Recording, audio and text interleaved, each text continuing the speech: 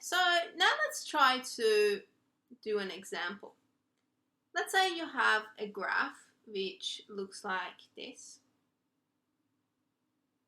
And what you want to do, so for this curve, what you want to do is you want to be able to sketch the graph of its gradient.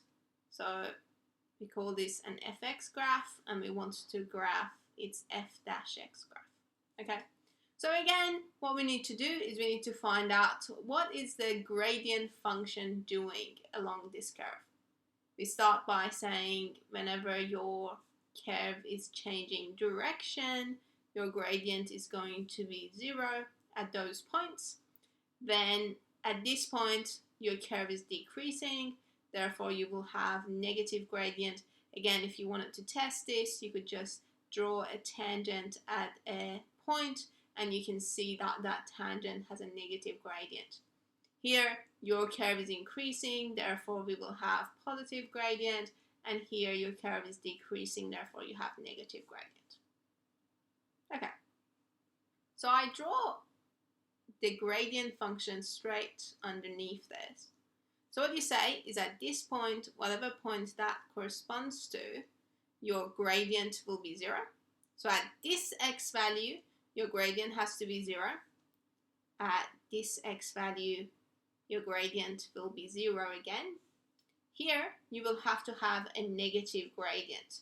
So again, what that means is that your values of the gradient, or f-x, will have to be less than 0. But then they get closer and closer to basically 0. Okay, then here, your gradient starts from 0, goes back to 0, but in general, the values are positive. So for the values to be positive, basically they need to be located above the x-axis. So it'll look like this, and then after that the values are going to be negative and negative, and they're going to become more and more negative as x continues. So that's the value of our gradient. Now if I wanted to do the gradient function of this, I could do the gradient function of the gradient function basically, and then the way that works is you do exactly the same thing. You say, okay, at this point where you're going to have a turn, so that's the point where you were going up, up, up. Then at this point you just turned and started going down. So at that point you're going to have a 0. Then here your curve is increasing, therefore you're going to have a positive gradient.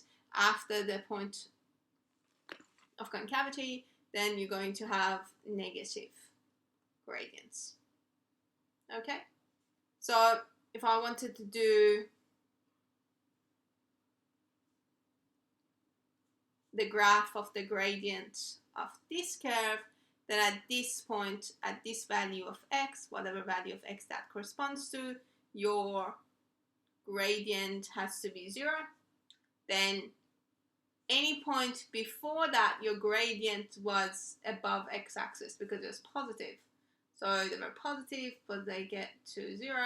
After that, any point after that, they need to be negative, which means that they need to be below the x-axis. Okay, so that's basically your gradient function at this point.